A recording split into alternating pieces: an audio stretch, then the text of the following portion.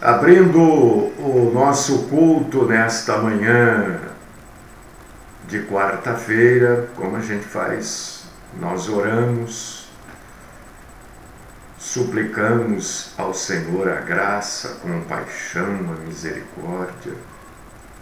Suplicamos a Deus Todo-Poderoso e Pai Eterno que o Senhor nos receba como adoradores do Senhor. Usa, Senhor, da tua santíssima bondade e nos recebe como adoradores. Te agradecemos por este dia, pela tua presença nas nossas vidas. Te agradecemos porque o Senhor nos salva. Fala conosco, Senhor, nesta manhã, onde a proposta, pelo menos a intenção é levar a verdade para todos aqueles que estiverem conosco. Esclarecer através da proclamação da tua palavra. Livra-nos, Senhor, da mentira. E se for da tua vontade, livra-nos também dos mentirosos, hipócritas, falsos.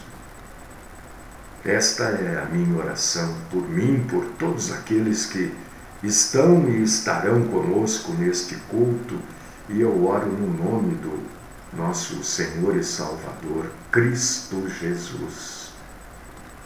Amém.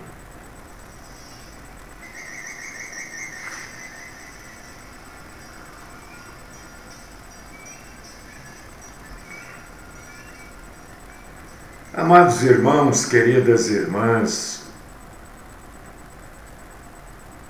a intenção sempre é, irmão e irmã em Cristo, que você conheça e, através do conhecimento, você entenda, compreenda um pouco mais as coisas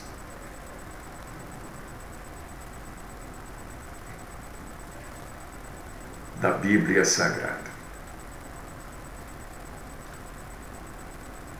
Então, hoje nós vamos falar da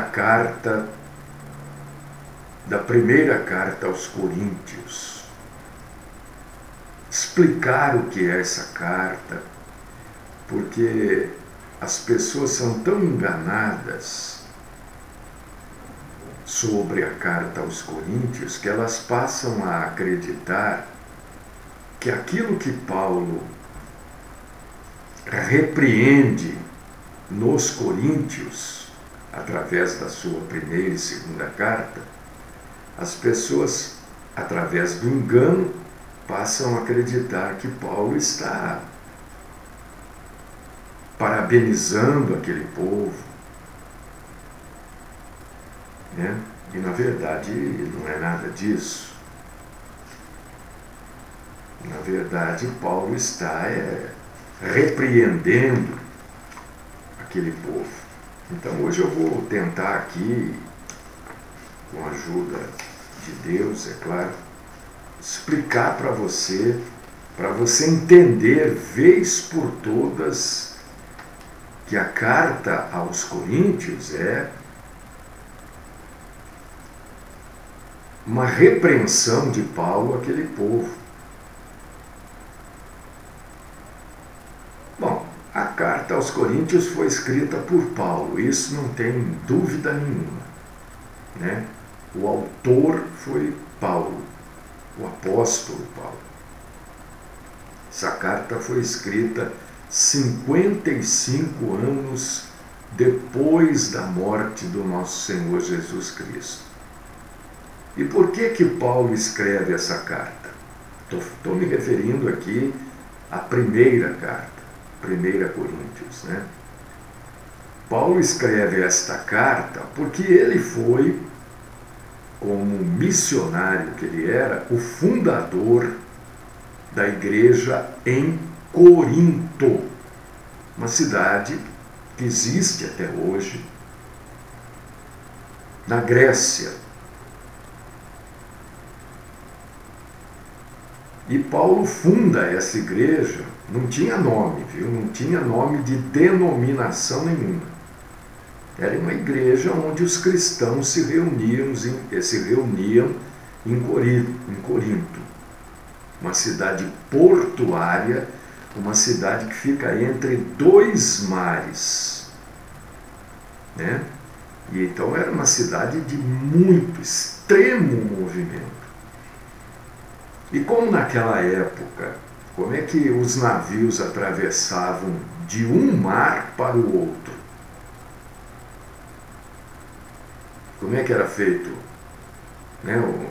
Estava no mar Egeu, acho que é o mar Cáspio, o outro, não tenho certeza. Um eu sei que é o Egeu, o outro mar eu nunca lembro o nome. Eu acho que é o Cáspio, não tenho certeza.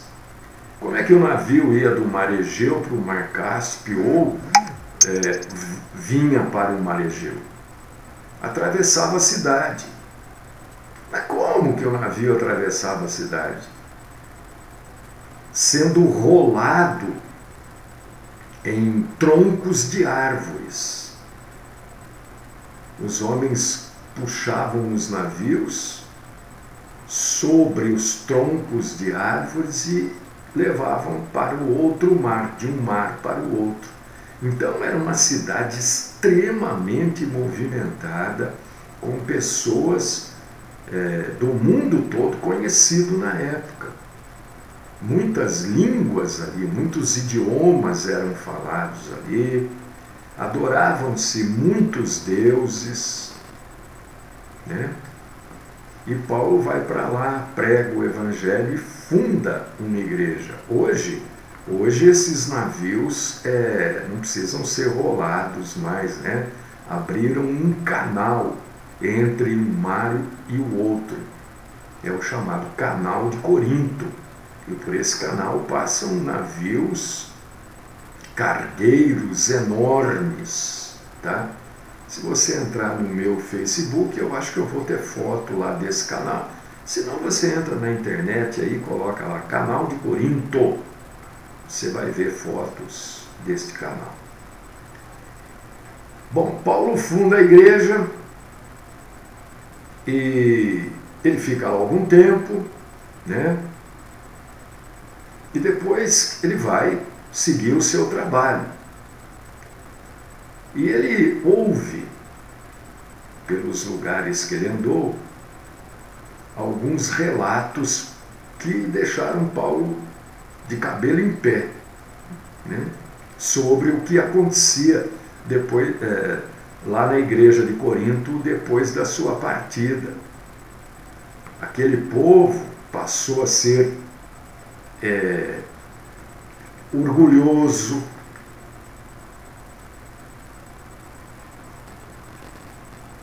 tolerante quanto à imoralidade sexual, né?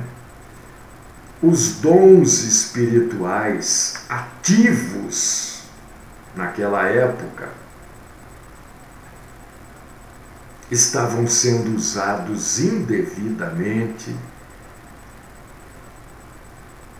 e entrou muito fácil dentro da igreja de Corinto, por tudo isso que eu já falei da cidade, doutrinas que estavam corrompendo a verdade. E aí o apóstolo Paulo escreve esta primeira carta ao povo de Corinto, aos cristãos de Corinto, aos cristãos da igreja de Corinto, na tentativa de restaurar a igreja de Corinto a sua fundação. Qual que é a fundação da igreja de Corinto? Qual que é a base da igreja de Corinto ou de qualquer igreja? É Cristo. Não são os frequentadores, não é o pastor, Não é nada. A base, a fundação da igreja é Cristo. A igreja gira, ou deve girar em torno de Cristo. E esta primeira carta do apóstolo Paulo é exatamente para tentar trazer a igreja a Cristo novamente. E o versículo que é chave de 1 Corinto é 1 Coríntios, capítulo 3, versículo 3. Porquanto havendo entre vós ciúmes e contendas, não é assim que sois carnais e andeis segundo o homem? Então Paulo já está, ele abre a carta chamando a atenção daquele povo. A maneira que se corrigia naquela época. Ele fala a maneira que se chamava a atenção na época. Aí você vai encontrar 1 Coríntios, capítulo 6, versículo 19 e 20. Acaso não sabeis que o vosso corpo é santuário do Espírito Santo que está em vós, o qual tendes da parte de Deus e que não sois de vós mesmos, porque fostes comprado por preço? Agora, pois, glorificai a Deus no vosso corpo. 1 Coríntios 10, 31. Portanto, quer comais, quer bebais, ou façais qualquer outra coisa, fazei tudo para a glória de Deus. E vai por aí afora. Né? São versículos que mostram que ele estava ali repreendendo aquele povo. Então, o que você lê em Coríntios, você precisa prestar muita atenção, porque Paulo está chamando a atenção, está repreendendo o povo da igreja de Corinto. Por quê? Porque a igreja estava cheia de divisões. Os crentes de Corinto estavam se dividindo em grupos, panelinhas dentro da igreja, né? Um grupinho era leal a um determinado líder, o outro grupinho era leal a outro líder. Leia, enquanto eu estou falando, 1 Coríntios, capítulo 1, versículo 12, capítulo 3, versículos do 1 ao 6. E aí, Paulo chama a atenção deles, exorta. Exatamente, Edgar. Ele queria que essa igreja voltasse à base da fundação. A base da fundação é Cristo, né? E Paulo exorta os crentes de Corinto a permanecerem unidos por causa da devoção a Cristo, não devoção a líder. Tem muita igreja. Bom, os crentes de qualquer igreja, em qualquer época, devem ser devotos a Cristo, não à denominação e muito menos ao líder. Se você ler 1 Coríntios, capítulo 3, versículos 21 ao 23, é isso que você vai ver, né? A igreja de Corinto já estava aprovando uma relação imoral. A imoralidade já tinha entrado para dentro da igreja de Corinto e estava todo mundo já achando normal. Não, é coisa do mundo, é coisa de hoje. Lê aí 1 Coríntios, capítulo 5, versículo 1 e 2. E Paulo identifica quem é a pessoa, quem é esse homem, né, que estava espalhando imoralidade dentro da igreja. E ele diz que essa pessoa deveria ser expulsa da igreja. Mandar embora. Estava ali fazendo hora. Estava ali corrompendo a igreja. Leia 1 Coríntios 5,13.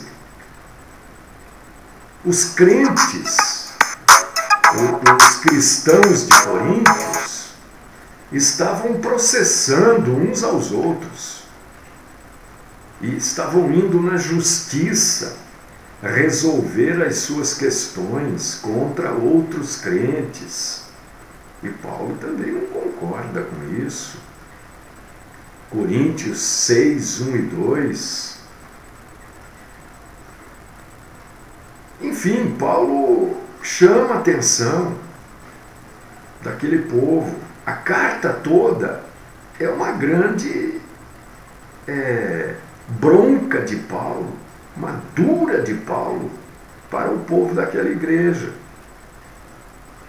Paulo dá instruções de como deve ser o casamento. 1 Coríntios capítulo 7.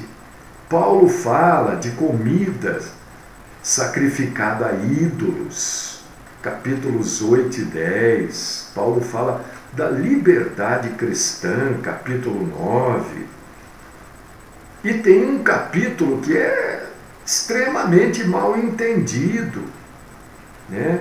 Que é capítulo 11, versículos do 1 ao 16, quando Paulo fala do véu das mulheres, né? Então precisa se entender por que ele cita o véu. Porque, né, tinha uma questão ali local. As prostitutas andavam de um jeito, então uma mulher cristã deveria andar de um outro jeito para não ser confundida na rua. Acabei de falar que era uma cidade cheia de gente e muita gente de fora. Isso precisa ser entendido para você entender Coríntios, né? Paulo também fala dos dons espirituais, capítulo 12, 14. E ele fala da ressurreição no capítulo 15. Então, por que Paulo escreve este livro, que é o 1 Coríntios? Para responder perguntas que os crentes de Corinto tinham feito, para aconselhar, para exortar aqueles crentes sobre a maneira correta que eles deveriam ter na sua conduta, que estava sendo imprópria, que estava sendo errada, conduta que eles tinham aceitado previamente, quando Paulo chegou ali e fundou a igreja. E eles, depois que Paulo foi embora, esqueceram de tudo isso. E se você ler o livro de Corinto, preste atenção, quando você vai ler, não leia já, eu já li isso aqui, eu já sei o que... Leia buscando entendimento. Você vai ver que a igreja de Corinto, ela tem, ou melhor, as igrejas de hoje, as denominações, as igrejas denominacionais, tem muito, mas tem muito da igreja de Corinto. Tudo aquilo que Paulo repreende, as igrejas de hoje praticam. É claro que não todas, é óbvio, mas a grande maioria, a maioria das igrejas praticam aquilo que Paulo está repreendendo, e até usam a carta aos Coríntios, né, para afirmar as suas posições erroneamente. E Paulo chega a usar, a maioria, claro, dos crentes da igreja de Corinto eram gregos, até porque fica na Grécia. Mas tinha gente de outros países ali, já que Corinto era uma cidade onde muito estrangeiro fixou residência, né? Então tinha judeus ali também. Mas Paulo chega a usar a história dos israelitas vagando pelo deserto para mostrar aos crentes de Corinto a insensatez, para a gente entender bem a burrice, né? Para usar uma palavra bem nossa aqui, sabe, o orelhismo, né? Que os crentes de Corinto estavam praticando com esse abuso, com esse excesso de confiança. Todo excesso de confiança é abuso. E se você é uma pessoa que vê televisão, e a maioria das pessoas vêem, né? Você vai ver que hoje grande parte dos comerciais fazem ou buscam fazer as pessoas acreditarem que elas devem confiar nelas. A gente precisa ter confiança na gente, ir lá e fazer, ir lá e realizar. Só realiza quem confia, não sei o quê. Isso cria um excesso de confiança nas pessoas. E isso é errado. É claro que você precisa confiar em você, mas você tem que saber que você é falho. Entende? E saber que nós somos falhos faz parte da autodisciplina. Um outro detalhe importante que Paulo corrige no povo de Corinto. Você pega o capítulo 9 da carta aos Coríntios, versículos 24 ao 27, Paulo está falando da autodisciplina. E por causa disso que ele usa o exemplo dos israelitas, que apesar de ver os milagres e o cuidado de Deus com eles, né? Deus dividiu o Mar Vermelho, né? Deus enviou o maná no deserto. Deus fez com que uma pedra, dessa pedra jorrasse água. E assim mesmo, os israelitas começaram a ficar se achando poderosos, embasbacados, transbordando de autoconfiança. E quem tem o excesso da autoconfiança, não tem o domínio próprio, a autodisciplina, abusa da liberdade, rebela-se contra Deus, cai na imoralidade e na idolatria. E Paulo dá nesta carta, né, ele dá chacoalhões naquele povo lá, para que eles observem o exemplo dos israelitas e evitem a luxúria. Que não queiram, olha só, como é exatamente o contrário do que ensinam nessas denominações. É só você ler os versículos 9 e 10. Né? Que não queiram colocar Cristo à prova. Quantas vezes você já ouviu assim? Prove Deus. É porque Deus fala ali, faça prova de mim. Né? Usam esta passagenzinha para você ficar provando Deus. E Paulo fala exatamente o contrário. Não prove Cristo. E Paulo cita para aquele povo Números capítulo 11, versículos do 4, 34, capítulo 25, versículos do 1 ao 9, Paulo cita para o povo de Coríntios nesta carta, Êxodo capítulo 16, versículo 2, capítulo 17, versículos do 2 ao 7. Então a carta aos Coríntios, você que está acompanhando a gente nesta manhã, tenha isso na sua mente. Pregar Coríntios é repreender, não é apoiar, não é dizer que aquilo está certo, que aquilo é assim, que não, é chamar atenção. Quando quer chamar atenção, prega Coríntios, porque a carta é uma repreensão.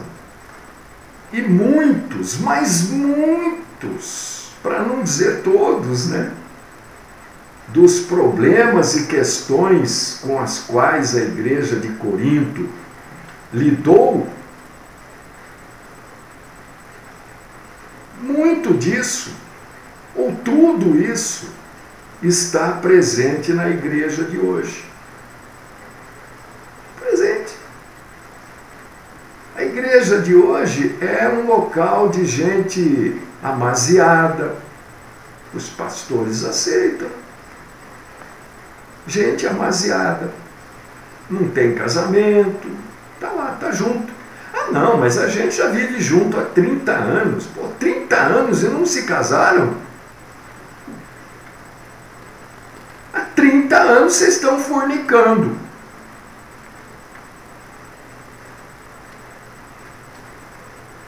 Ou, me fugiu o termo aqui agora, fugiu o termo, que coisa, né? Fornicar é o relacionamento sexual entre pessoas que não são casadas. Ou adulterando.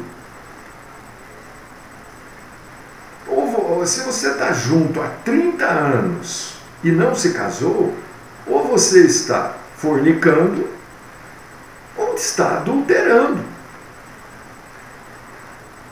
As igrejas aceitam, não, porque a lei dos homens, mas a lei dos homens não é a lei de Deus. Deveria a lei dos homens ser baseada na lei de Deus, mas não é. A lei dos homens surgiu por causa da lei de Deus. Você quer lugar de mais divisão do que são essas denominações? As denominações são divisões.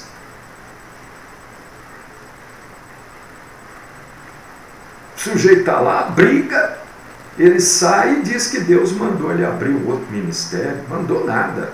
Ninguém manda ninguém abrir igreja, não. Igreja denominacional, não. Aí é o mesmo nome, mas põe alguma coisa, acrescenta alguma coisa. Ah, não, eu sou da turma. Não, eu gosto do fulano. Não, eu prefiro o pastor tal. Eu prefiro o outro. Então você não tem que preferir ninguém. O uso errado, completamente errado dos dons espirituais, né? Eu estou ficando careca mesmo, ó. Tá vendo aqui, ó? Estou ficando careca de falar. Dom de línguas é uma farsa, é uma mentira. Porque o livro de Atos é tão claro, não vê quem não quer. Não vê quem não quer. Ah, eu não quero ver porque eu acredito. Não, eu acredito no dom de línguas.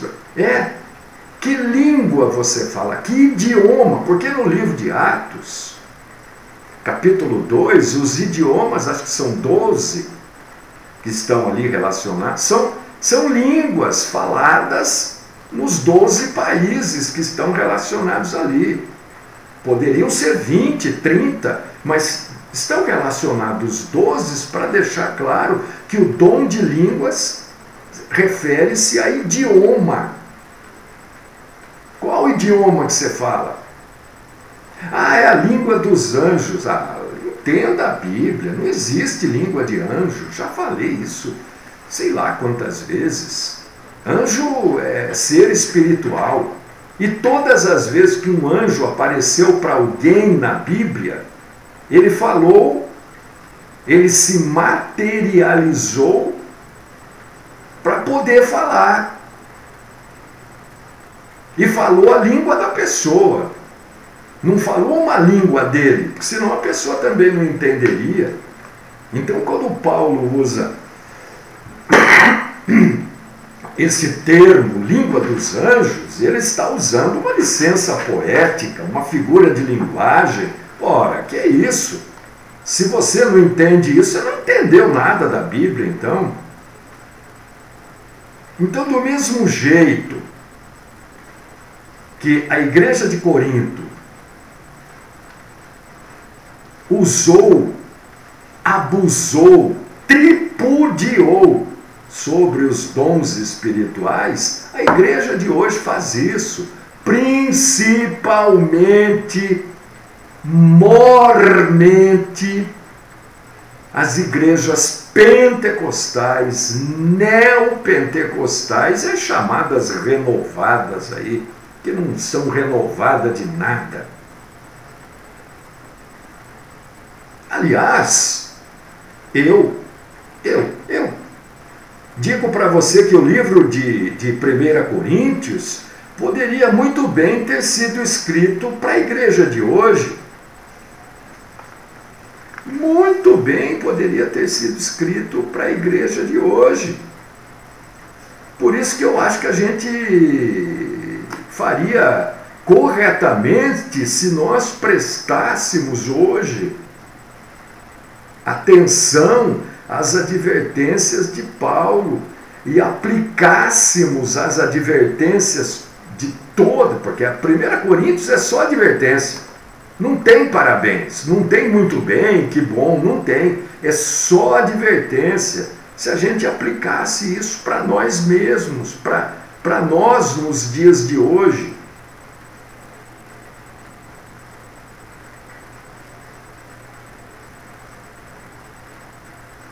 Você vê que Paulo, apesar de todas as repreensões e correções de 1 Coríntios, ele faz isso porque ele quer trazer o povo de volta ao foco, o povo de volta ao lugar certo. Qual que é o foco? Qual que é o lugar certo? É Cristo. A igreja não existe para o sujeito ir lá no domingo de manhã, né, mostrar roupa nova, carro novo, apresentar o filho lá. Não existe isso. As igrejas fazem a apresentação dos bebês. Isso não é um costume cristão. Mas Jesus foi apresentado. Foi mesmo. Jesus não era cristão. Jesus era do judaísmo. O cristianismo surgiu de Jesus. E agora? No judaísmo apresenta-se a Deus. É um costume que não é cristão. É um costume copiado do judaísmo.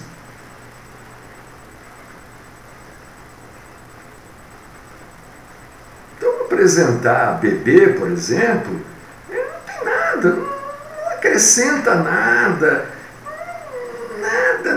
porque o cristianismo em nenhum lugar da Bíblia Sagrada, né, está lá dizendo que o bebê, quando nasce, deve ser levado aí à igreja, para o pastor orar. Não tem. Tem gente que, do mesmo jeito que leva o bebê, a criancinha, o recém-nascido para o pastor orar, tem muita gente que leva lá o carro novo que comprou para o pastor orar. Tem alguns até que colocam aqueles adesivos no carro assim, né? Bênção de Deus. E aí sai fazendo as maiores loucuras, as maiores barbeiragens, as maiores arbitrariedades contra a lei de trânsito, lá escrito bênção de Deus. Você acha que Deus deu um carro para o sujeito usar como arma nas ruas e na estrada? É claro que não, é óbvio que não.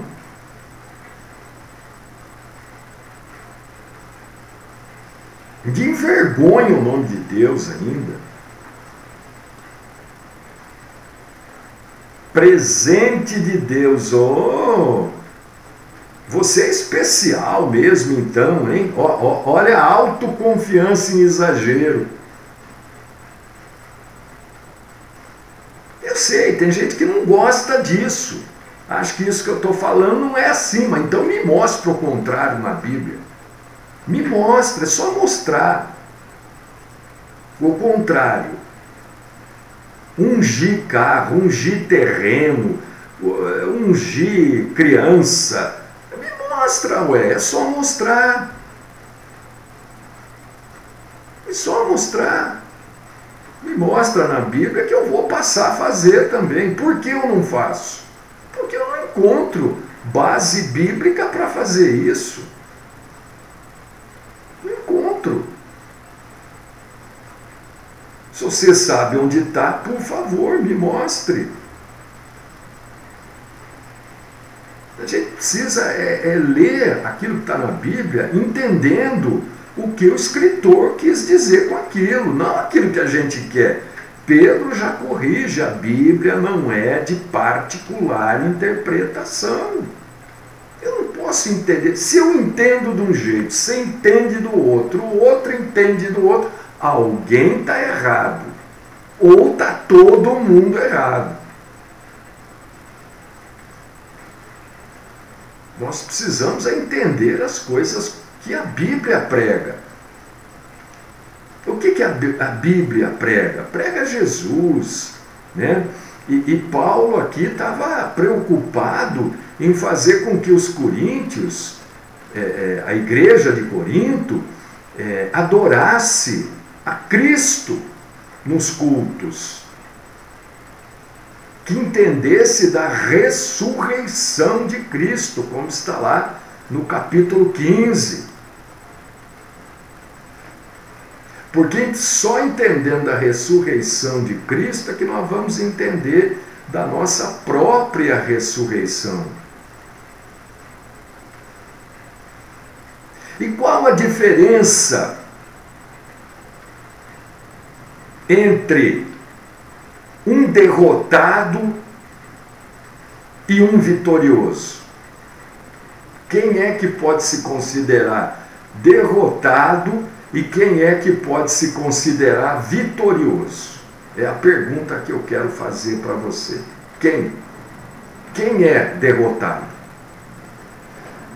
É o pobrezinho que mora num barraco, que com essa chuva entrou água tudo para dentro, choveu mais dentro que fora? É esse que é o derrotado?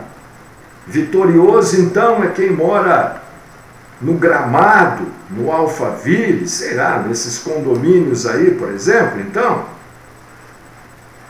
Vitorioso é quem mora em Brasília, então. Quero saber de você, qual a diferença entre o vitorioso e o derrotado? A diferença é nós entendermos sobre a nossa própria ressurreição. O vitorioso entende a ressurreição de Cristo e entende também a sua própria ressurreição, enquanto que o derrotado não entende nada disso. Ele pode morar onde ele quiser, até numa cobertura de 3.000 metros quadrados. Não importa. Derrotado não é o pobre ou aquele que não tem nada. Mas se ele entende sobre a ressurreição de Cristo, ele vai entender sobre a sua própria. Então ele é vitorioso, ele pode ser derrotado aos olhos do mundo, mas é vitorioso aos olhos de Deus. É que a maioria das pessoas, a maioria de nós quer ser vitorioso aos olhos dos homens, né? Por causa disso que as pessoas vão mostrar o carro na igreja, roupa nova.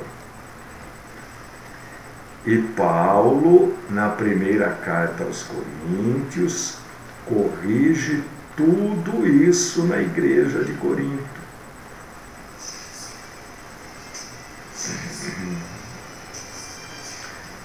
Bíblia não é palavra amiga. Bíblia é correção. A Bíblia corrige você o tempo todo. Você consegue ver isso? A Bíblia o tempo todo está corrigindo você. Olha, não é assim que você faz, é assim. Não é por aí que você anda, é aqui. Não é esse o caminho. Esse o caminho não vai te levar para o céu. Esse caminho, é isso que a Bíblia faz. A Bíblia não é palavra amiga, não é palavra de consolo. A Bíblia é correção. Jesus morreu. Qual o resultado da morte dele? A salvação.